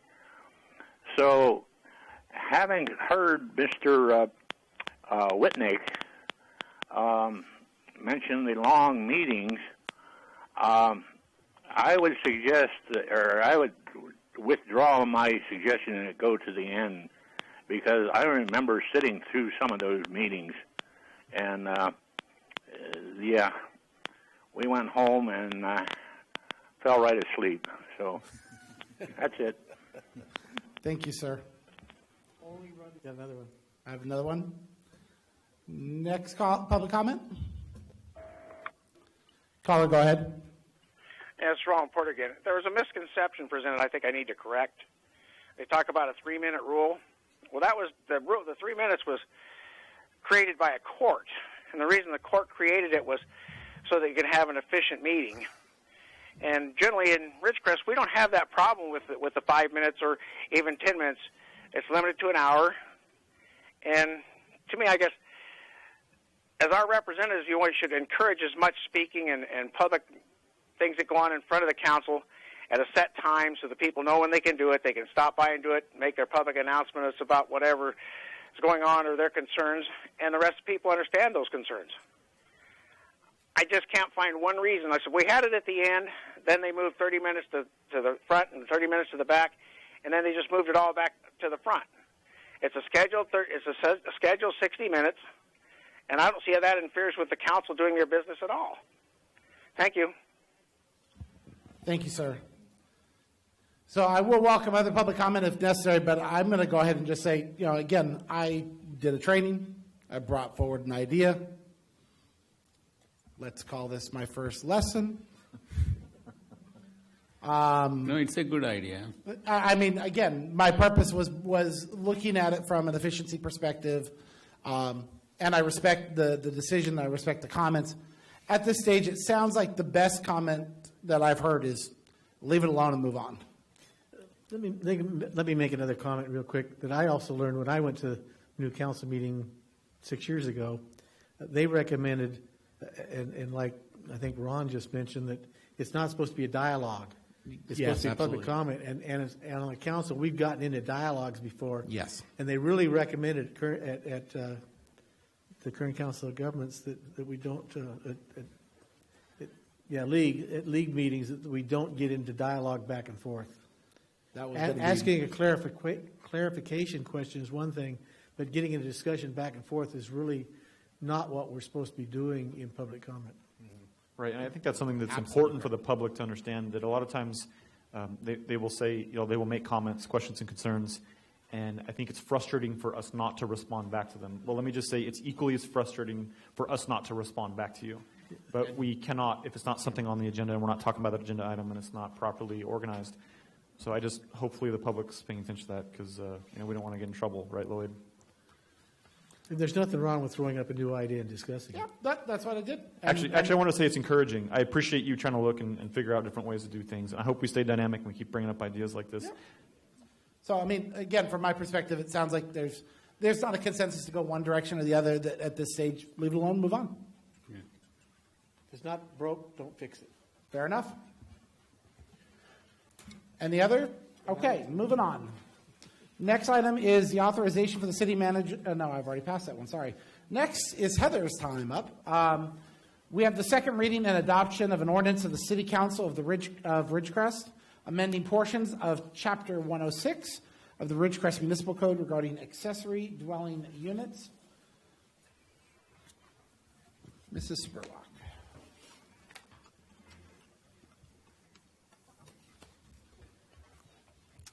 Good evening, Mayor, members of the council. So tonight, this is the second reading for the accessory dwelling units that you guys heard in January. So to go over it again, accessory dwelling units are independent living facilities that are combined with residential units. So single family or multifamily can have an accessory structure that's an accessory dwelling unit. The California legislature has made efforts to encourage accessory dwelling units to meet the housing needs. So these new regulations address barriers, they streamline the approval process, and they expand the potential capacity for ADUs. This ordinance was prepared to meet the minimum requirements for ADUs. So what this ordinance will do, it allows accessory dwelling units in all residential areas. The density won't count towards the allowable density in the zone. The process will be a staff level approval. There's no public hearings. The ADUs cannot be sold separate from the primary dwelling unit. The floor area cannot exceed 1,200 square feet. And additionally, we did put that rental periods have to exceed 30 days. So this went to Planning Commission in October. We changed some of the language at the Planning Commission meeting. We added some language to address egress and ingress on properties, and we also added some language that clarified that this would remove the outdated second units. You guys heard this in January. So this is the second reading. If approved tonight, then it will go to the Department of Housing and Community Development, where they will review it before we can move forward and adopt it. As we talked about last time, there will be an adoption of a fee. That will be at the next City Council meeting. And at that point, you guys will be able to see the policy. Councilman Blades had addressed that we have an outreach that we have to do in order to meet this too. So those products will be available. And I believe that Lloyd has an additional comment to make as well about what's included in the agenda. Right. Thank you, Heather. So the ordinance that, if the ordinance is passed, then the ordinance that will be on record will show the strike-through and underlining that was provided with the packet at the first reading. We inadvertently put into the packet for this second reading a version where all the changes were accepted. So that's not what we want to show up on the ordinance document, because the ordinance document must show what the council has done. And what the council is doing is adding language, which is shown by underlining, and striking language or deleting language that's indicated by strike through. So that's what was provided in the first reading. That's the ordinance that will be that you'll be acting on tonight. And what's shown in the packet, as I said, that was posted, was a clean version with everything accepted. Thank you. That concludes my presentation. That concludes your presentation. Thank you. Okay, council comments. No comments. I just have one comment. Is there a demand for ADUs at this time? We've had some interest, mostly from people that have multifamily structures or are looking for additional ways to increase the potential on their properties, but in general, no. As I mentioned in the first reading, most properties in Ridgecrest don't have room for that pretty little house that was shown in the slides. So if we're going to get ADUs in your standard residential areas, it's going to be a garage conversion, and that's all they have room for. Mm-hmm. So, thank you. And this was driven by legislative direction more than anything else. Okay. Any public comment? Seeing none, ready for a motion? Seeing none. Do I have a motion? I make a motion to waive reading in full an ordinance of the City Council of Ridgecrest amending portions of Chapter 106 zoning of the Ridgecrest Municipal Code regarding accessory dwelling units, ADUs. Second. I have a motion and a second. Please vote. 5 ayes, motion carries. I make a motion to adopt by title only an ordinance of the City Council of Ridgecrest amending portions of Chapter 106 zoning of the Ridgecrest Municipal Code regarding accessory dwelling units. Second. Please vote. It's not up there, so I'm not sure. Oh, we're going to have to do a roll call vote. Okay. Do we have to wait for the public comment? We had already had the motion and the second. Okay. Yeah. Mayor Bruin. Aye. Mr. Mauer. Aye. Mr. Heyman. Aye. Mr. Rajaratnam. Aye. Mr. Blades. Aye. 5 ayes, motion carries. Okay. Next item on the agenda is committee reports. We'll go ahead and start with Finance Committee. That is myself and Mr. Heyman. Finance Committee met. The primary discussion was first around the current status of the comprehensive financial report that we got this afternoon or this evening, as well as the current performances for sales tax and those items, which that's why I was able to have those numbers handy, luckily. Then we went back further into the staff salary discussion and the survey that was the staff compensation study that was completed. That led to a further discussion in terms of what are the tactical and steps that can be taken in regards to the staff survey. Are there options that can be considered within the 2021 budget year? Are there options that we need to consider for future budget years? And then also, again, a reiteration that there needs to be a revenue solution rather than a budgeting solution. There's not money within the budget to solve this problem. It's going to, once again, require a revenue solution to solve, which makes the second issue that this council is now definitely aware of that has a revenue issue to be solved. It was a great discussion. Again, I'm learning a lot about the different bargaining units, and that's been an experience in its own right. And do you have anything to add, Mr. Raymond? I think you covered it good. Okay. Next committee is out of order because I moved my papers. Infrastructure. Infrastructure. You want to go ahead or me? Yeah, basically, our infrastructure meeting is what you saw tonight.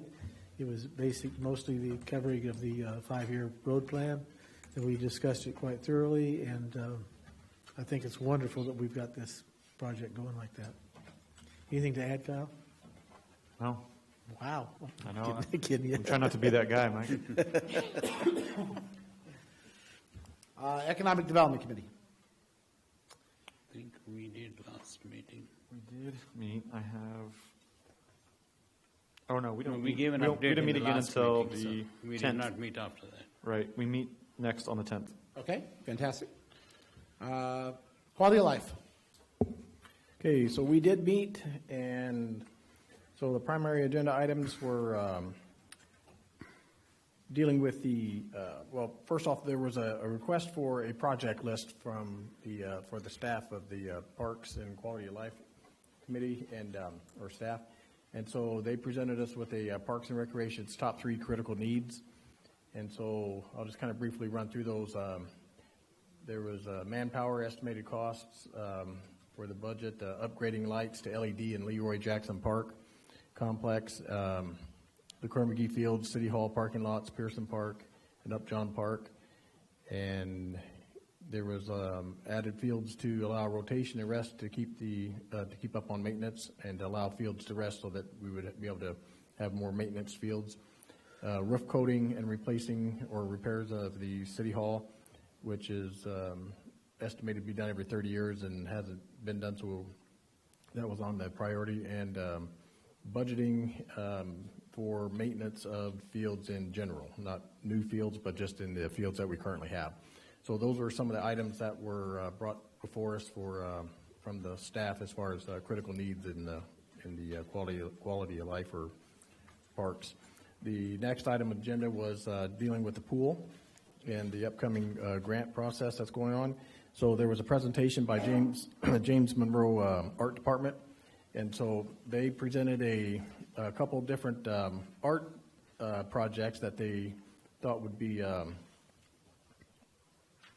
added touch to the pool, and it had to do with benches, painting benches with murals and art from the kids in the school. And the second one was murals of tiles that would be painted, glazed tiles that would be painted, and various themed murals would be put out. And so there was just discussion of like where to put these murals. Would it be something that could be done? And but the pictures that they brought, showing some of the examples, were I thought pretty nice. It was colorful. It looks like it would be something to consider in looking at if we do get this grant and get the pool in the construction. The third thing was the actual pool layouts. They presented us with 2 different layouts for the pool. One was a pool with a adjoining smaller 3-foot pool that's 4-foot deep kids pool. It's more of a kids pool. Kiddie pool. And so one layout showed that adjoining with the main pool, and the second layout showed it as a separate pool. And so they're going to be putting that out to the public for feedback and kind of a vote as to what the public would find the better option of the two. And so that's going out, I believe, this week or next week. Saw it out there on social media already. Yeah. The survey's out there. Yeah. Okay. And so then, and lastly was, let's see here. There was a third.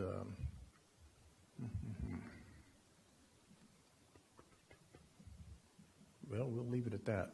So unless you can think of it. I'd say the only other two things I'd say is, so the staff and committees in the discussion, I think we generally like the two pool option over the one pool option. Right. Just as a point of conversation.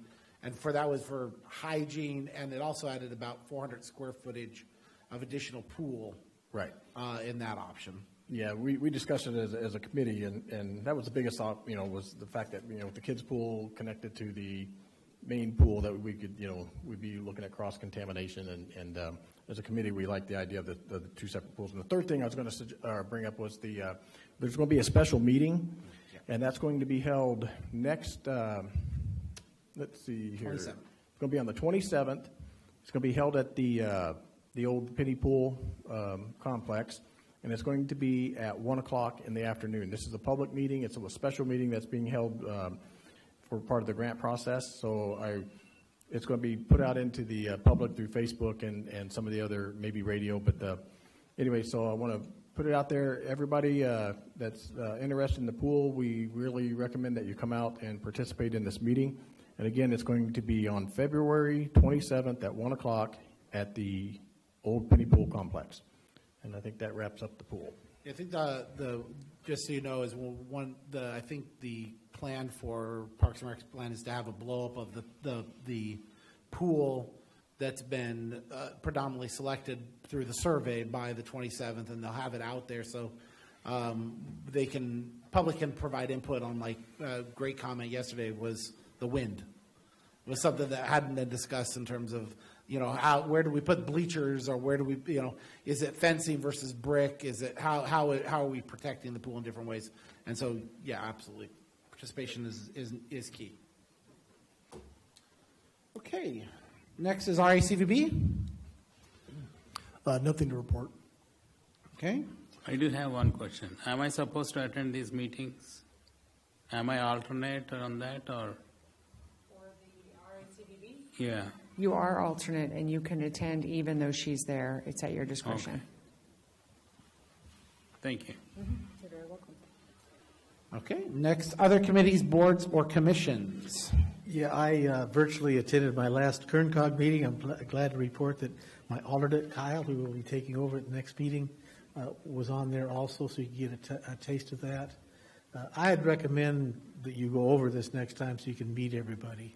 Yeah, I'd like to do that. Yeah. Because it sounded like everybody knew each other. There was a lot of good conversation going on. I could hear topics being thrown around. Wished I was there. Yeah, we've got a real good staff over there, and you commented earlier about the report from both Caltrans, both districts, and so that's every board meeting they report on that. They actually usually put out a little printed stuff too. So, yeah, thank you. Okay. Any others? Nope, been quiet weeks, thought so. City manager report. Yes, just have one item. As you know, Bart Lauer will be retiring here. His last work day at the city will be April 1st. We have interviewed candidates, and I have made a selection of a new public works director. It'll be Travis Reed. Travis Reed is the assistant engineer for the water district. His first day with the city will be March 1st, which will bring up another issue, is that he currently sits on the planning commission, so you'll have to find a replacement for his position. I think he's going to be a wonderful choice for our new public works director. I'm already talking. So. You're on top of it. Huh? He quit on you that fast. That's kidding. So he'll be here to be introduced the first meeting in March.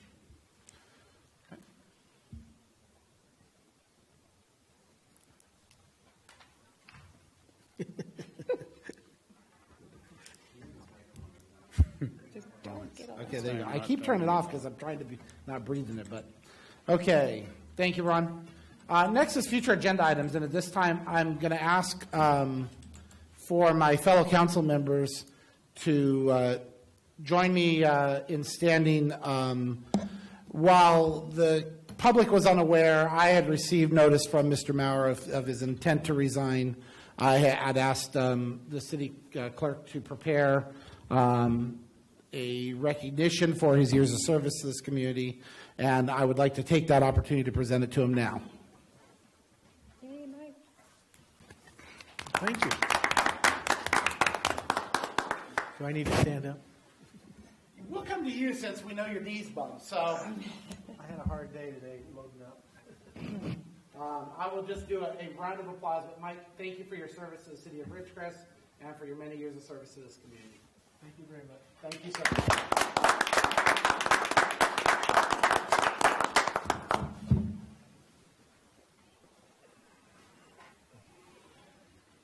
So with that being shut it off. So with that being said, one of the key elements anytime we have the resignation or departure of a council member is the process under which we will appoint a replacement council member. And I gave direction to the city clerk in the discussion to follow the same outline or rough outline that was followed with the resignation of Mr. Martin in 2020. At this time, I have a tentative proposed schedule to put in front of the council in regards to the filling of those seats, as well as a few procedural changes that will facilitate this. The first one is that the Kern County stay-at-home order was lifted on the 24th of January. It is my proposal that we initiate the reopening of public chambers for discussion 30 days from that, which would be the 24th of February. That's important in the proposed schedule that I'm presenting. The proposed schedule would be as follows. Mr. Maurer made his notice today. Tomorrow we'll be putting the notice of application on the city webpage, city Facebook, and for the local papers. Beginning tomorrow and through the 16th of February, we would accept applications from potential candidates using the same form and format that was used in 2020. On 2/17, those applications will be provided to the council members for review at our next meeting, but those would not be discussed at those meetings. It would be simply provided to you for review. And then to hold a special council meeting on 2/24, as I stated at the first part of this conversation, that would be an open and public council meeting to allow for each candidate to present themselves for their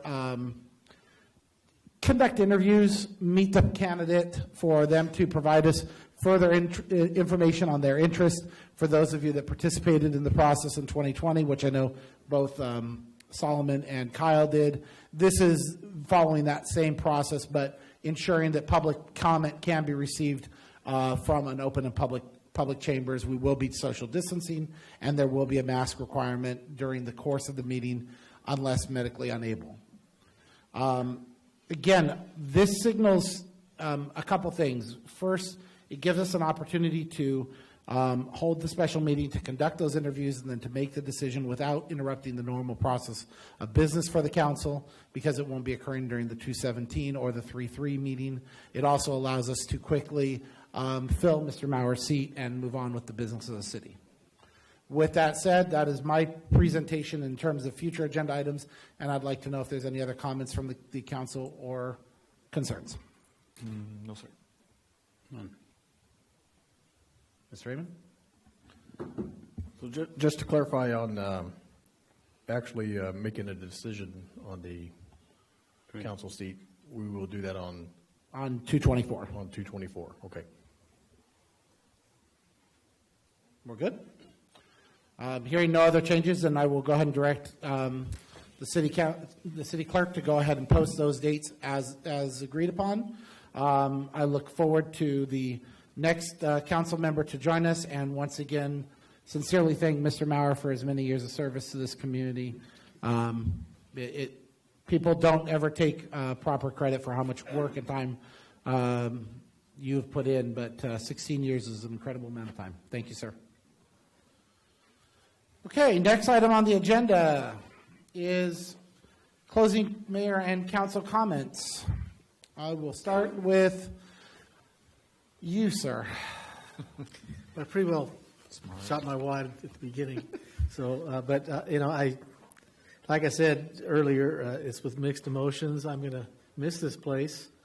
I didn't like today, though. Today was a miserable day out there, that wind blowing. But it's been a big part of my life. I still have 2 sons living here with their families, but I've got a daughter back in the Midwest that is struggling, and she really needs her father close by. So that's one reason we decided. Plus, expensing two homes was rather expensive. So by selling ours here and going back there, then that cuts our retirement expenses greatly. And I just wish this city well. I would like to request if I could get future council agendas emailed to me. Thank you. I'll keep tabs on you. I might even call in. We have one more viewer online. Good. Councilmember Blades. Yeah, I wanted to say thank you, Mike, for your time up here. And I won't. Of course, I wasn't probably always paying attention to all the other time that you've served up here, that 16 years. But I can tell you, this time that I've served with you has been it's been a privilege, because every time I've reached out to you or talked to you, you've had a very level head and you've shot me straight on whatever it is I was asking you. Sometimes either tempered me when I was, had an opinion about something. You provided me insight into the way things were. When I was being appointed and every council member was grilling me on my intentions, when I thought about the city and why I thought that I deserved, you asked me a lot of very good questions, and you held my feet to the fire to make sure that I was going to do this job, the due diligence, and hence doing your job, the due diligence. And I'll echo, I told you on that phone call, and I'll say the same thing here. When I asked about you personally, somebody I trusted said, well, one thing to remember about Mike Maurer, he's a Boy Scout. So thank you, Mike, and I appreciate all of the help and the mentoring you've given me. Thank you. And remember, I'm the one that nominated you to be on this position. I do recall. Solid. Yeah, I appreciate Mr. Maur's contribution to the city council, not only as a council member, but as a citizen of Ridgecrest. Apart from that, I have been his banker for a long time, and he always used to make a comment, "You are the best banker after me." So he's the number one, I'm the number 2. I did.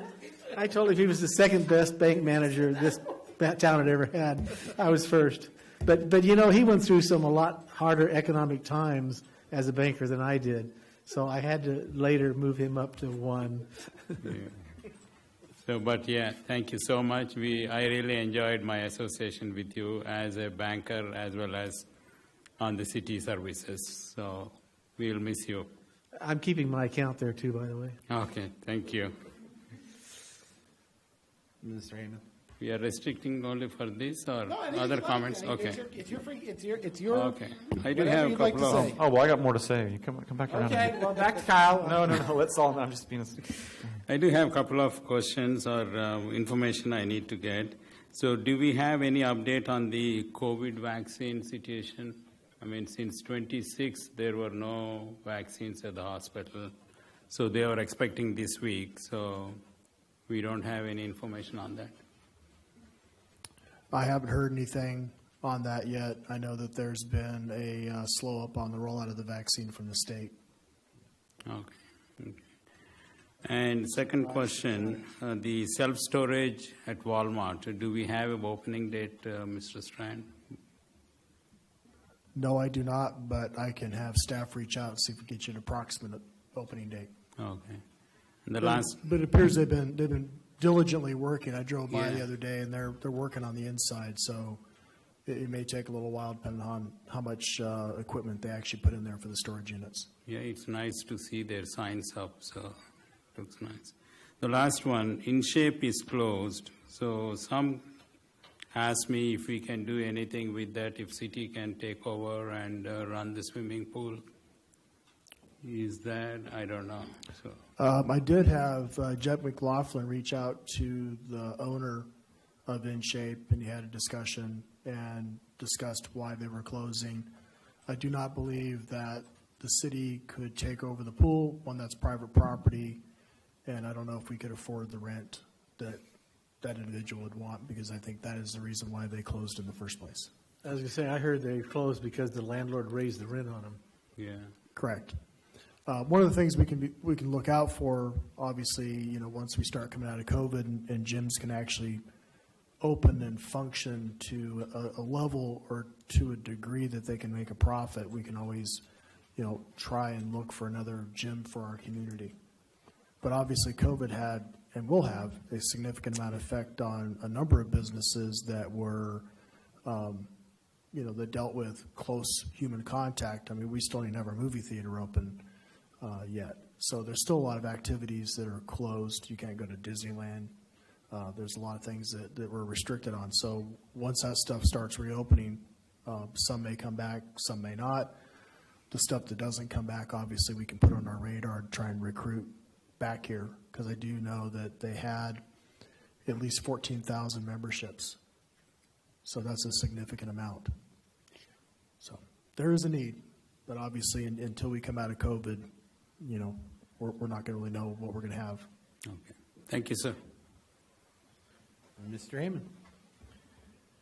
So I just wanted to tell you, Councilman Maurer, that it's been an honor to work with you for the last couple of years. I've appreciated your wisdom and knowledge greatly. And I echo the same sentiments as Councilman Rajaratnam on the fact that your time expended in the city, the 16 plus years, I think is overshadowed by your commitment to the community as a whole over all the years that you've lived here. I know you've been prominent in your church and in the community from the day that I came to Ridgecrest 37 years ago. And I know you're a person that cares deeply about this community, and you've worked hard to make it better. And I appreciate it. The city's going to miss you. Good people are hard to replace, but I wish you the best in Iowa. And I don't know if I would trade wind for snow and ice, but you're always welcome back. Thank you. I'm going to extend the same invitation to everyone else that I did to Kyle. Kyle and I had a good, long conversation on the phone the other day, and I'm going to have the same phone number. So if you have any questions that I might be able to shed light on, I'd be glad to let you give me a call. I might be a little bored back there, although the city of Keokuk, they own the water district, the sewer plant, they own everything. And they put out a couple months ago a cry for help. They have lots of committees with openings that they need some volunteers on. So I'm probably going to check next week and see if there's something there I can do. Your public service is not yet done? Not yet done. Not yet done. Let me start by opening for public comment for things not on the agenda. And that's a joke. I'm just making a joke. The point of that joke is that, one of the best things about being up here is you learn. And you get the opportunity to get involved and to get some things. And I want to echo my sentiments of my thanks for getting me to the new mayor's training and the council training. It's fun to get up to speed, but it's also fun to see new things. And I think that one of the best things we can do as a community is to constantly introduce new ideas and new perspectives. And if we don't agree with them or we don't see a need, great, move on and let's get to the next thing. And so thank you guys very much for a great dialogue.